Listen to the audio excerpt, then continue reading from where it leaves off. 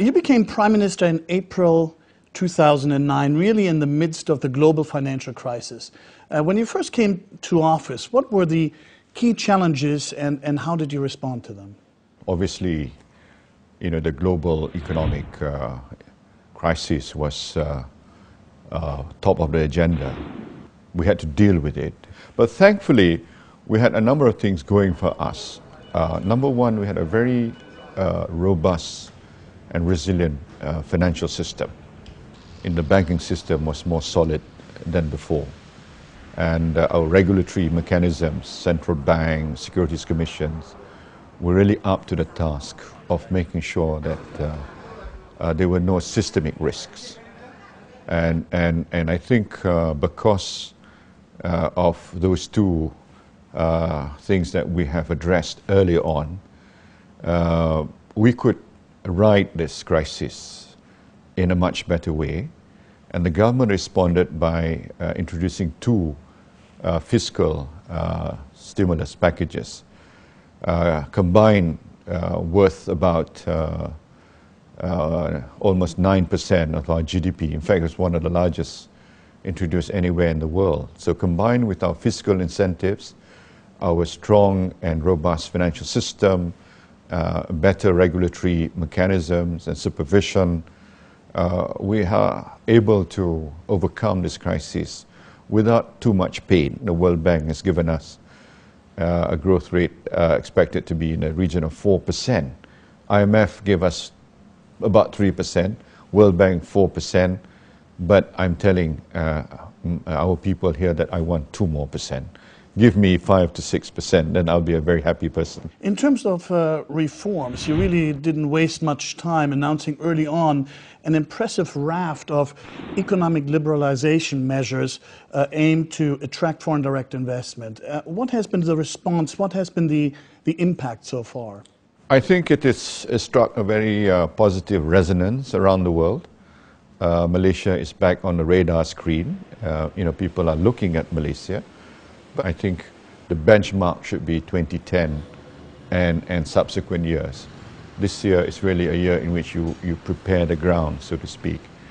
But you can only assess the success of your policies with the outcome in a typical year, in a normal year, not when the world is going through a crisis. In terms of corruption, what steps are you taking? Because that is closely watched by investors as well. We have introduced the 6 NKRA, National Key Result Areas, and we have listed fighting corruption as one of the areas. We have made it quite transparent. There is the political commitment to reduce and eliminate corruption. But it is a journey, it's a process, that it cannot happen overnight, but as long as we are on the right trajectory, so to speak, that the perception with regards to corruption is getting better and better, hopefully, then we will increase investors' confidence towards Malaysia. You have the One Malaysia pin right there on your suit.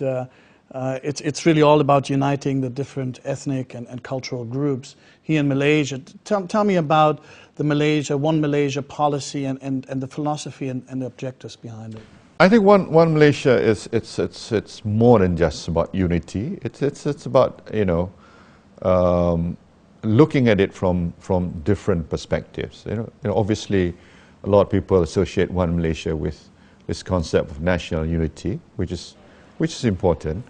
But we also see One Malaysia in terms of to leverage on our strength, unity, strength in diversity, and translate that even at a geopolitical level. We have the natural linkages with China, with India, with the Middle East, and with the Malay world. So we are actually at a very geographically and culturally very unique, because we can engage with new centers of economic growth, namely China, India, and Middle East, particularly the Gulf areas. and ASEAN. And at the same time, we are comfortable dealing with the West. We can understand them and they can understand us. So Malaysia is very unique. You are the son of the second Prime Minister, the nephew of the third Prime Minister. Being part of a political dynasty, how has that helped prepare you for the job? Of course, I am the first to admit that his name and his goodwill helped me. But even at early stage of my political career, I had to do it myself. I had to do it my own way.